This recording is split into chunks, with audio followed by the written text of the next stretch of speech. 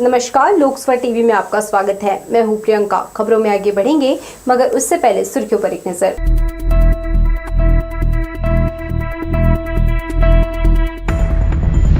भरी हुई गैस टंकी के नाम पर ग्राहकों को दिया जा रहा धोखा, गोदाम से ही हो रही गैस की चोरी। बिलासपुर का भी मौसम बिगड़ा, दोपहर में हुई रिमझिम बारिश, ठंड बढ़ी।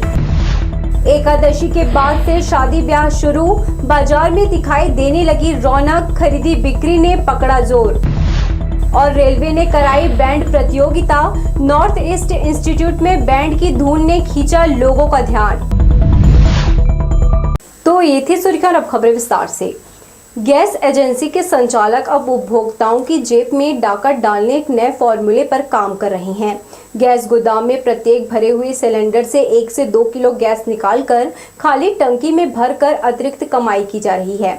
ऐसे ही एक मामले का खाद्य विभाग ने भंडाफोड़ किया है। खाद्य विभाग के अधिकारियों से मिली शिकायत के आधार पर चिलाटी स्थित अभिनव गैस एजेंसी के गोदाम में पहुंचकर छापा मारा। वहां से 94 कम भरे हुए सिलेंडर बरामद किए हैं। दरअसल भरी हुई गैस टंकियों से वहां के कर्मचारी रिफिलिंग पाइप के जरिए खाली सिलेंडर में गैस ट्रांसफर कर उपभोक्ताओं को चूना लगाने का काम कर रहे थे। विभाग को इस बात की खबर लगी और मौके पर पहुंचकर उन्होंने 3 वाहनों में भरे 94 सिलेंडर बरामद किए, जो ग्राहकों के घरों में सप्लाई करने भेजे जा रहे थे। पिछले कुछ समय से गैस एजेंसी संचालकों को अवैध रूप से कमाई करने का ये नया तरीका मिला है, जिसके तहत गोदाम में अपने कर्मचारियों के जरिए गैस चोरी का काम कराते हैं। आधे अधूरे भरे सिलेंडर लोगों के घरों तक पहुंचाकर पूरी कीमत वसूली जा रही है। कार्यवाही के बाद खाद्य विभाग ने सरगंडा पुलिस थाने में 3 वाहन में भरे 94 सिलेंडर सुपुर्द कर दिया है। गैस एजेंसी संचालक के खिलाफ कड़ी कार्यवाही की तैयारी की जा रही है। लोकसभा टीवी के लिए कैमरामैन जयेंद्र गोले के साथ इरशाद अली की रिपोर्ट। सफर के दौरान कहीं आपका सामान खो जाए तो निराश होना स्वाभाविक सी बात है, और आपका वही सामान फिर से मिल जाए तो खुशी का ठिकाना भी नहीं रहता। कुछ ऐसा ही हुआ है एक महिला के साथ। शिव टॉकीज चौक से ऑटो में सवार होकर महिला रेलवे स्टेशन पहुंची। ऑटो से उतरने के बाद उसे ध्यान आया कि वह अपना जरूरी सामान ऑटो में ही भूल गई है। महिला कुछ देर बाद बाहर आई, तब तक ऑटो चालक वहां से निकल चुका था। घबराई महिला वापस फिर शिव टॉकीज चौक पहुंची और अपने सामान की तलाश के लिए उस ऑटो को खोजने लगी।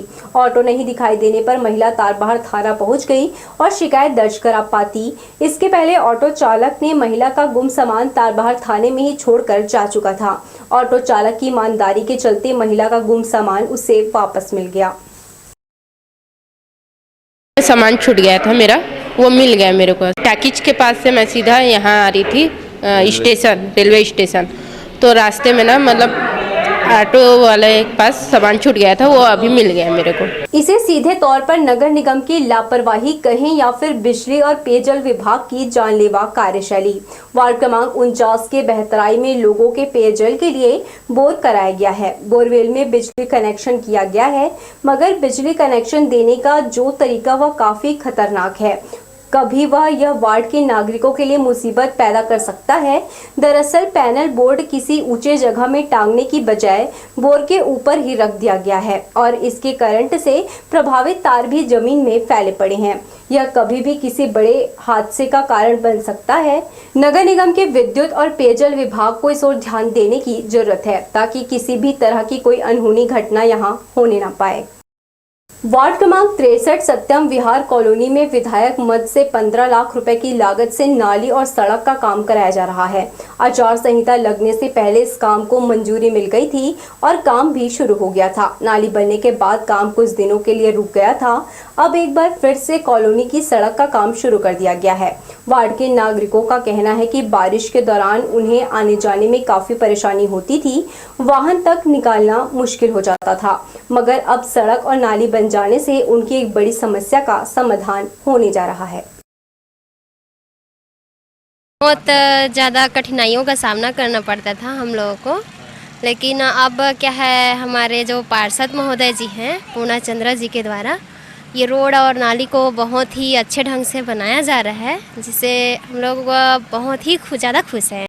मौसम में बदलाव आने से शहर का मौसम खुशनुमा हो गया है। हल्की धुंध और बादल छाए रहने से दिन का तापमान सामान्य से 3 डिग्री नीचे पहुंच गया है। मौसम विभाग के अनुसार पश्चिमी विक्षोभ के कारण मौसम में बदलाव आया है। मंगलवार सुबह से ही ठंडी हवा चलती रही। इसके बाद दोपहर में बूंदाबांदी और फिर अचानक रिमझिम बारिश शुरू हो गई। दिन भर रुक रुक कर बारिश होती रही और लोग परेशान होते रहे। कपकपी और ठंडी हवाओं से बचाव के लिए लोग दिन में ही गर्म कपड़े पहनने नजर आए। पिछले 2 दिनों से ठंड में बढ़ोतरी महसूस की जा रही है। माना जा रहा है कि बारिश रुकने के बाद कड़ाके की ठंड पड़ेगी। 3-4 दिनों से मौसम में आए बदलाव के चलते सर्दी, खांसी, बुखार जैसी बीमारी लोगों को अपनी चपेट में ले रहा है। जिला अस्पताल में रोजाना हजारों की संख्या में सर्दी, खांसी, बुखार के मरीज पहुंच रहे हैं। Civil surgeon doctor Anil Gupta ने मौसमी बीमारियों से बचने, ताजा भोजन और गर्म पानी पीने की सलाह दी है। इस बदलते हुए मौसम में खान पान का और अपने वस्त्रों का विशेष ध्यान रखें। अत्यधिक ठंडी में बुजुर्ग लोग बाहर ना निकलें घूमने के लिए, और जब निकलना अगर मजबूरी है तो कम से कम अपने कान को ढकें, गर्म कपड़ों को पहनें, मफलर का यूज़ करें, ताकि आपको अत्यधिक ठंडी के कारण ब्लड प्रेशर में जो उतार चढ़ाव होता है उससे अप्रिय स्थिति का सामना ना करना पड़े। साथ ही मौसमी बीमारियां, सर्दी, खांसी और दमा का अटैक होने की संभावना इस समय ज़्यादा बढ़ जाती है। तो इसमें विशेष सावधानी यही बरतें कि जिन चीज़ों से आपको ज़्यादा संवेदनशीलता है उनका सेवन ना करें, गर्म भोजन लें और स्वस्थ साफ सुथरे वातावरण में रहें। कलेक्टर अवनीश शरण ने मंगलवार को समय सीमा की बैठक में बारिश की संभावना को देखते हुए खरीदे गए धान को बारिश से बचाने के लिए तारपोलिन की व्यवस्था धान खरीदी केंद्रों में करने के निर्देश दिए। उन्होंने कहा कि किसानों को धान बेचने में किसी तरह की दिक्कत न हो, इसका ध्यान रखने और अधिकारियों को खरीदी केंद्रों का लगातार निरीक्षण करने के निर्देश दिए। शासकीय इंजीनियरिंग कॉलेज कोनी में 3 दिसंबर को आयोजित मतगणना की तैयारियों की भी उन्होंने समीक्षा की। कलेक्टर ने कहा कि पोस्टल बैलेट पेपर की मतगणना पहले की जाएगी। पूरी सावधानी और मुस्तैदी से मतगणना के कार्य को अधिकारी कर्मचारी अंजाम दें। सभी सरकारी भवनों की पुताई गोबर पेंट से कराना सुनिश्चित करने कहा। आबकारी विभाग से जुड़ी खबर पर संज्ञान लेते हुए कलेक्टर ने शराब दुकानों के आसपास साफ सफाई की व्यवस्था दुरुस्त करने व चिन्हांकन के लिए निर्देश दिए। रतनपुर और मस्तूरी में भी स्वास्थ्य विभाग से पोषण पुनर्वास केंद्र शुरू करने के लिए आवश्यक प्रक्रिया पूरी करने कहा गया। धार्मिक और मांगलिक सामान की खरीदारी के लिए बिलासपुर लोगों की पसंदीदा जगह है। विशेषकर शादी ब्याह के सामान के लिए लोग शनिचरी बाजार में पहुंचते हैं। देवउठनी एकादशी के बाद से बाजार में रौनक बढ़ चुकी है।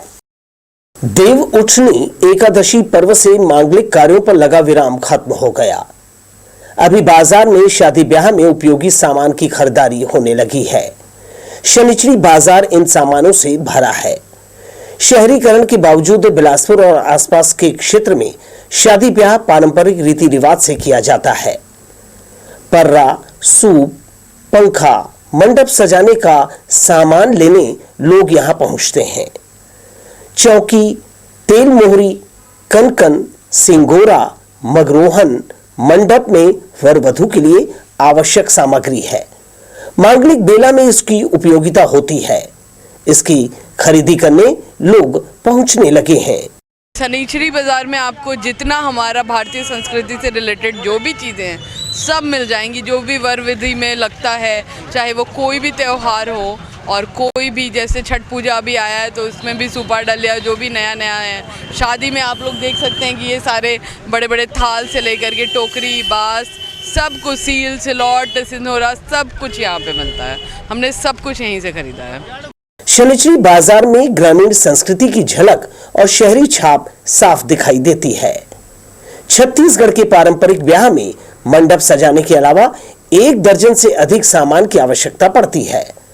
आसपास के 50 किलोमीटर के क्षेत्र में रहने वाले लोग इन सामानों की खरीदारी करने बिलासपुर पहुंचते हैं। कैमरामैन सतीश साहू के साथ दिलीप जगवानी, लोकसो टीवी, बिलासपुर।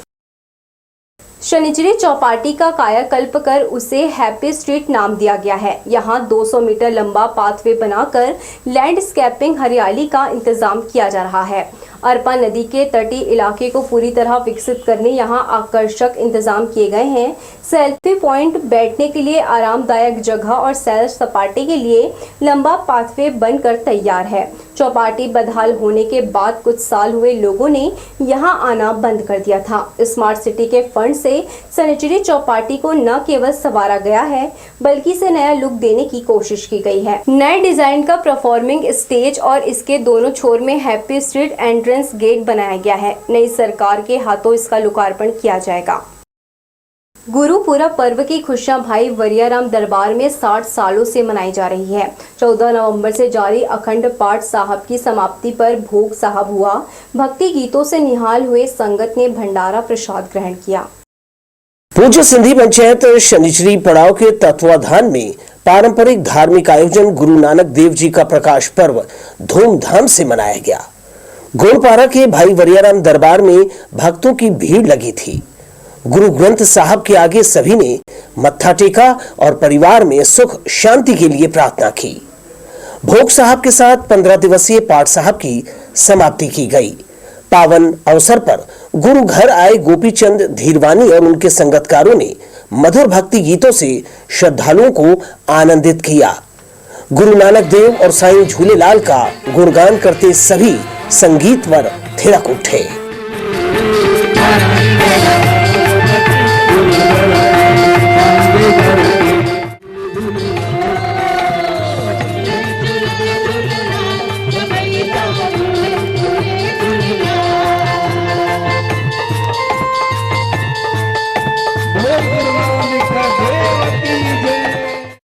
इस विशेष अवसर पर गुरु का आशीर्वाद लेने पहुंचे पूज्य सिंधी सेंट्रल पंचायत के अध्यक्ष धनराज आहूजा ने कहा, सभी मिलकर और धूमधाम से यह पारंपरिक पर्व मनाते हैं। इस वर्ष भी पंचायत ने बेहतर तरीके से गुरु घर में खुशियां मनाई। सनिचरी पंचायत में विगत 60 वर्षों से गुरु पर्व बड़े धूमधाम से मनाया जाता है और इस वर्ष भी 14 नवंबर से गुरु पर्व मनाया जा रहा है। आज गुरु नानक जयंती की अंतिम अरदास हो रही है और भोग साहब लगेगा यहाँ पर। वार्ड पंचायत के अध्यक्ष गोपी ठारवानी और उनके सहयोगी प्रीतम दास नागदेव, मुरली मलघानी, अमरलाल मलघानी, प्रकाश आडवाणी और अन्य ने पूरे आयोजन को सफल बनाने अहम भूमिका निभाई। भाई वरियाराम दरबार में गुरु का प्रकाश पर्व लगभग 60 सालों से मनाया जा रहा है। 60 वर्षों से यह परंपरा रही है। विगत 14 नवंबर से पाठ साहब का प्रारंभ हुआ। आज इसका भोग साहब करके हम लोग समापन करेंगे और प्रसाद वितरण करेंगे। यहाँ पहुंचे सभी में खुशी और उल्लास देखा गया। गुरु ग्रंथ साहब पर भक्तों ने नए वस्त्र अर्पित किए। शनिचरी पड़ाव पंचायत में प्रकाश पर्व पर विशेष आकर्षण यहाँ भंडारा होता है, जहाँ सभी वर्ग के लोग एक साथ बैठकर प्रसाद ग्रहण करते हैं। सभी को कतार में बिठाकर पंचायत के सदस्यों ने भंडारा प्रसाद वितरित किया। कैमरामैन सतीश साहू के साथ दिलीप जगवानी, लोकसो टीवी, बिलासपुर। बढ़ेंगे हम खबरों की ओर, मगर इससे पहले सुर्खियों पर एक नजर।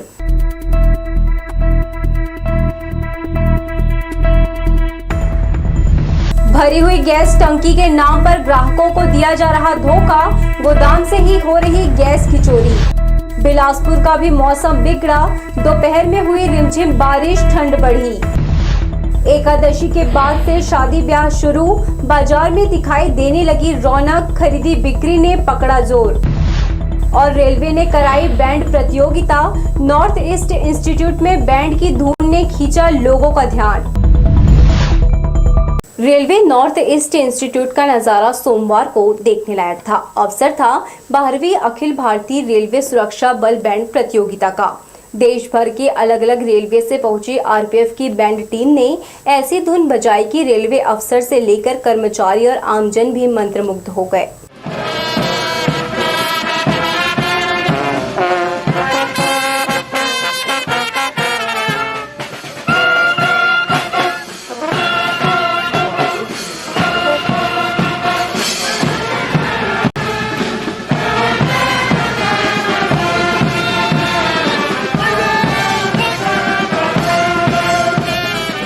प्रतियोगिता की मेजबानी दक्षिण पूर्व मध्य रेलवे सुरक्षा बल को दी गई थी।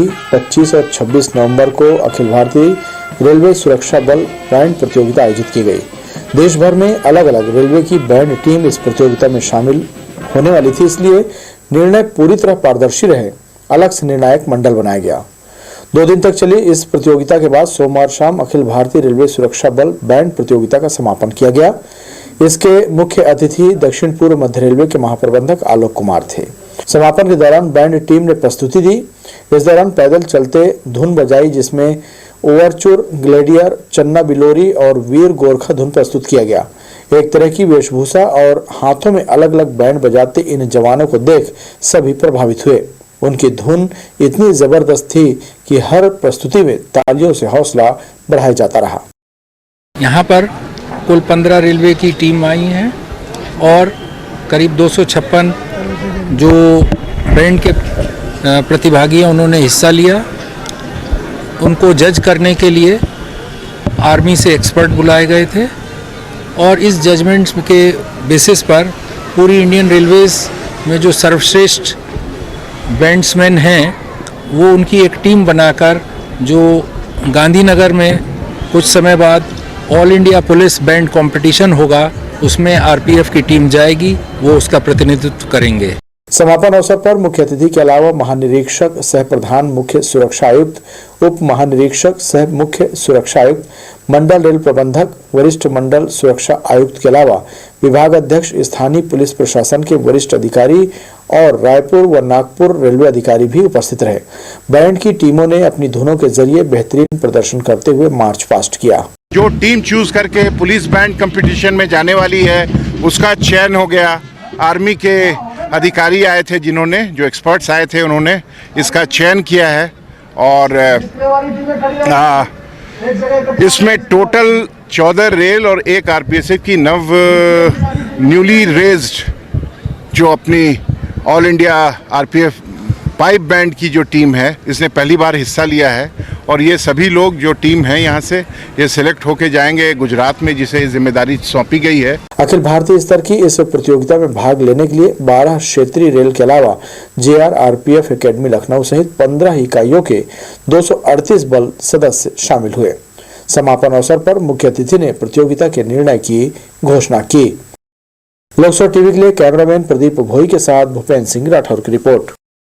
सरकंडा क्षेत्र में स्थित जोरापारा तालाब की 2 बार सफाई होने के बाद फिर से उसकी स्थिति पहले जैसी हो गई है।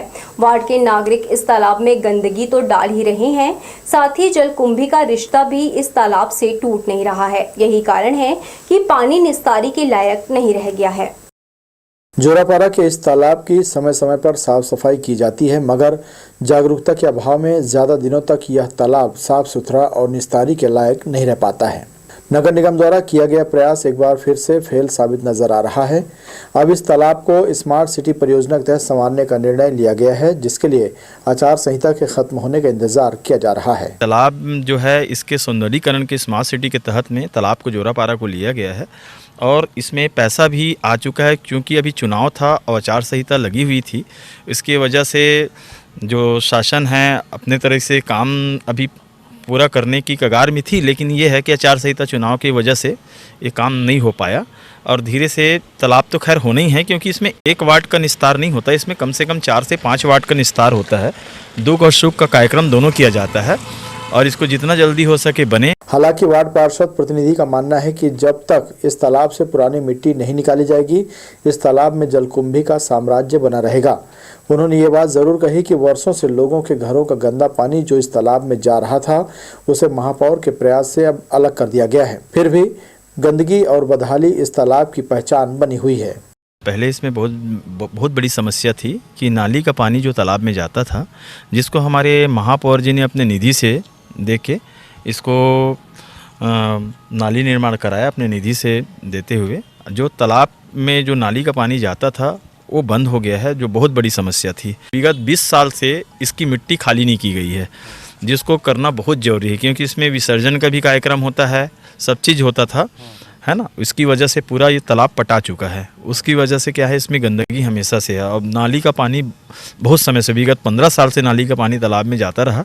इसकी वजह से लोग बाग इसमें नहाना होना नहीं कर पाते। एक बार फिर से स्मार्ट सिटी के पैसे से इस तालाब को संवारने की तैयारी की जा रही है। अब देखना होगा कि तालाब के संवरने के बाद उसे स्थानीय नागरिक कितना संभाल कर रख पाते हैं। ये भी सही है कि भले ही यह तालाब वार्ड नंबर 63 में है, मगर इस तालाब से आसपास के 3 से 4 वार्डों की निस्तारी चलती है। लोकसभा टीवी के लिए कैमरामैन जय साहू के साथ इरशाद अली, बिलासपुर। नगर निगम द्वारा करोड़ों रुपए खर्च कर डीपूपारा तालाब का सौंदर्यीकरण किया गया था, मगर कुछ साल बाद देखरेख के अभाव में तालाब बदहाल हो चुका है। अज्ञात तत्व तालाब के किनारे लगे रेलिंग को चोरी कर ले गए हैं। साफ सफाई के अभाव में इस तालाब की सुंदरता धीरे धीरे खत्म होती जा रही है। तो ये थी हमारी लोकसभा टीवी की तमाम खबरें। अगले बुलेटिन में आपसे फिर होगी मुलाकात। तब तक लिए पूरी टीम के साथ प्रियंका को दीजिए इजाजत। नमस्कार।